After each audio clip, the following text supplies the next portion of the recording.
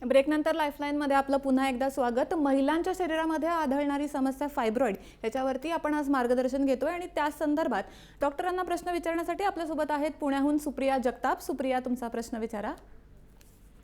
Hello. Hello, हा बोला. हा, माझा असा प्रश्न आहे का अनियमित पाळी आल्यामुळेच हा त्रास होतो का? अच्छा. अनियमित पाळी येणं हे फायब्रॉइड होण्याचं एक कारण असू शकतं.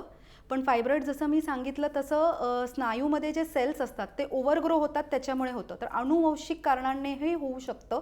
आणि जर तुमचं वजन जास्त असेल तर तरी पण तुमच्या बॉडीमध्ये इस्ट्रोजन जास्त निर्माण होतं, तर त्या कंडिशन्समध्ये पण होऊ शकतं. म्हणजे फक्त पाळी अनियमित असणं हा त्याच्यासाठी एकमेव कारण नसू शकतो. डॉक्टर, अजून एक आपल्यासोबत प्रेक्षक आहेत, अलशिया शेख आहेत आपल्यासोबत पुण्याहूनच. अलशिया, नमस्कार, तुमचा प्रश्न विचारा. हॅलो.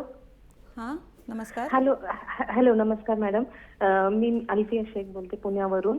मॅडम, माझ्या युट्रसमध्ये फायब्रॉइड आहे. डॉक्टरांनी सोनोग्राफीमध्ये सांगितलेलं आहे, पण ते म्हणतात फायब्रॉइड अशा ठिकाणी आहे जे प्रेग्नन्सीला डिस्टर्ब होणार नाहीये.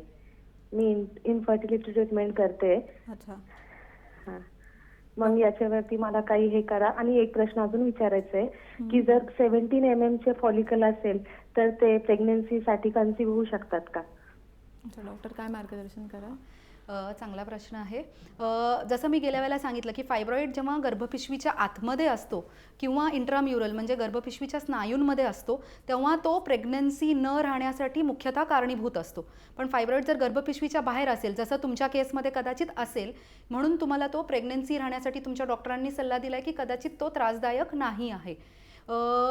अशा केसेसमध्ये जर तुम्ही ट्रीटमेंट घेतली तर तुम्हाला प्रेग्नन्सी राहू शकते.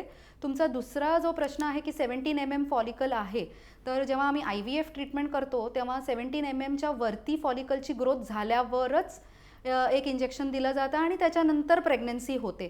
तर 17 mm पेक्षा जास्त ग्रोथ हवी. डॉक्टर, आणखीन एक प्रेक्षक आहेत आपल्यासोबत डोंबिवलीहून, विशाखा गवळी.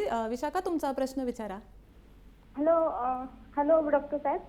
मॅडम, मला ना मासिक पाळीच्या वेळेस ओटीपोटात हात दुखतं, तर ते फायब्रॉइड असू शकतं का? आणि डॉक्टर, या संदर्भात माझा सुद्धा एक प्रश्न आहे. जर मासिक पाळीच्या वेळेला जास्त रक्तस्राव होत असेल तर मग तेव्हा फायब्रॉइडचा धोका असतो का? मासिक पाळीमध्ये जास्त रक्तस्राव होत असेल तर फायब्रॉइडचा धोका असू शकतो. पण कधी कधी काय असतं, एक ॲडिनोमायोसिस म्हणून पण कंडिशन असतं, जिकडे युट्रसचे जे स्नायू असतात त्याच्यात स्वेलिंग होतं. या कंडिशनमध्ये पण युट्रस गर्भाशयाचा जो साईज आहे तो वाढतो, त्या कारणाने रक्तस्राव जास्त होऊ शकतो.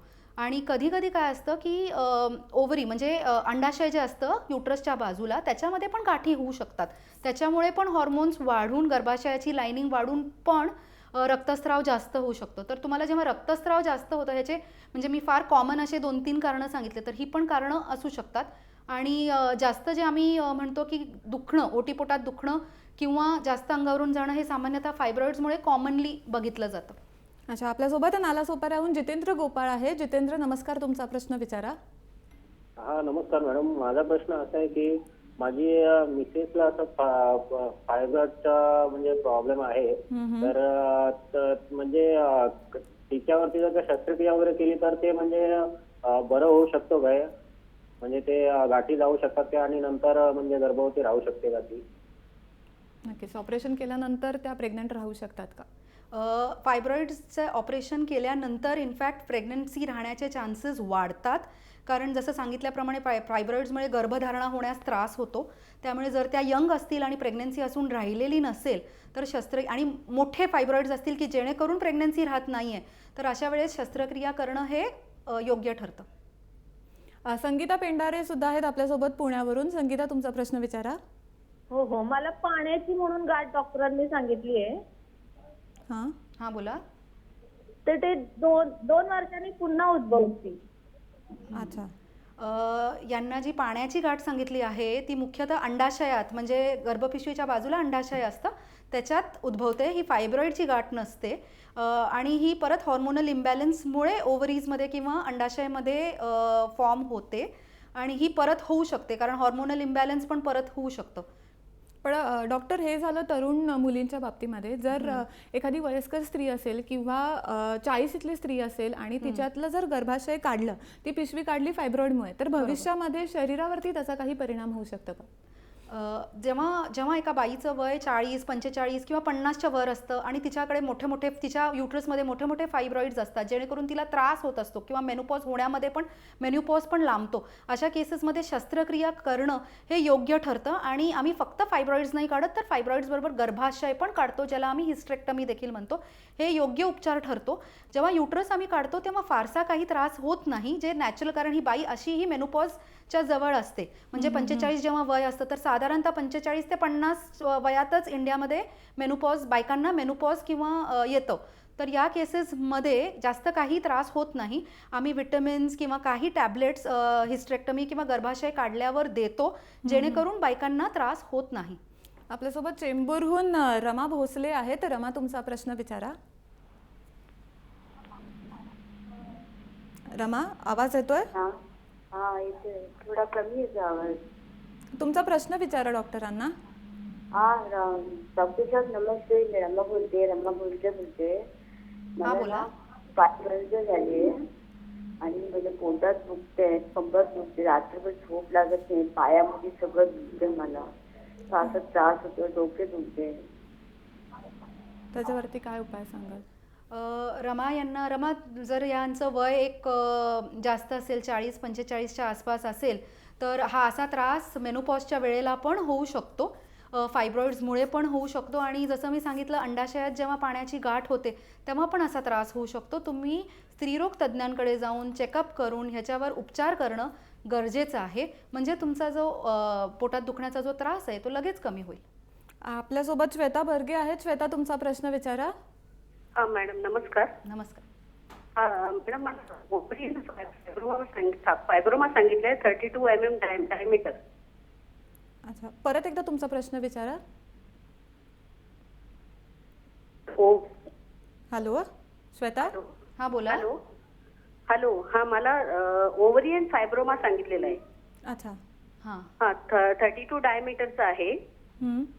आणि ऍक्च्युली मला दर महिन्याला आता ते ब्लिडिंग होते, सांगून मला आता 1.5 वर्ष झाली, पण ब्लिडिंग मला आता 3 महिने झाले चालू झालेलं आहे. अच्छा. या जे म्हणतायत की ओव्हेरियन फायब्रोमा, असं फारसं असं कंडिशन नसतो. ओव्हेरियन सिस्ट असतं की किंवा पाण्याची गाठ असते. फायब्रोमा हा युट्रसच्या आतमध्ये असतो आणि कदाचित ओव्हरीमध्ये वेगळ्या प्रकारची पण गाठ होऊ शकते, म्हणजे फक्त पाण्याची नाही पण दुसऱ्या प्रकारची पण गाठ होऊ शकते, ज्याला आम्ही ज्याच्यामुळे पण हा त्रास होऊ शकतो. हे फायब्रॉइडचं नाही आहे. ह्याचं ट्रीटमेंट करून घ्यायला हवं आणि ट्रीटमेंट करून घेतली तर त्याचा इलाज होऊन प्रॉपर तुम्हाला त्याचा रिलीफ मिळेल. आपल्यासोबत पुण्याहून ज्योती वांगणकर आहेत. ज्योती, तुमचा प्रश्न विचारा. मला थायरॉइडची गाठ आहे. माझं वय 47 आहे आणि 8 महिने झाले पाळी येत नाहीये मला, तर ऑपरेशन करावं लागेल का? गर्भपिशवी काढावी लागेल का? हा खूपच चांगला प्रश्न आहे. जर फायब्रॉइड, आता त्यांचं एज 47 आहे, म्हणजे त्यांचं एज मेनोपॉजच्या आसपास आहे, त्यांना फायब्रॉइड आहे. पण असं बघितलं गेलंय की जेव्हा बायकांना मेनोपॉज येतो तेव्हा फायब्रॉइड्सचं साईज कमी होतं. जर तुम्हाला या फायब्रॉइड्समुळे काहीही त्रास होत नसेल, हा फायब्रॉइड छोटा असेल, तर आपण शस्त्रक्रिया नाही केली तरीही चालेल. पण कधीकधी या फायब्रॉइड्समुळे तुम्हाला मेनोपॉज आल्यानंतर पण अचानकपणे रक्तस्राव सुरू होऊ शकतो, ओटीपोटात दुखू शकतं, अचानकपणे खूप जास्त अंगावरून जाऊ शकतं. असं जर काय होत असेल, म्हणजे त्रास होत असेल, तर मग आपल्याला शस्त्रक्रिया करणं गरजेचं आहे. डॉक्टर, आपण तुमचं हे मार्गदर्शन असंच सुरू ठेवणार आहोत. पुन्हा एकदा वेळ झाली एका छोट्याशा ब्रेकची. तुम्ही बघत राहा लाईफलाईन.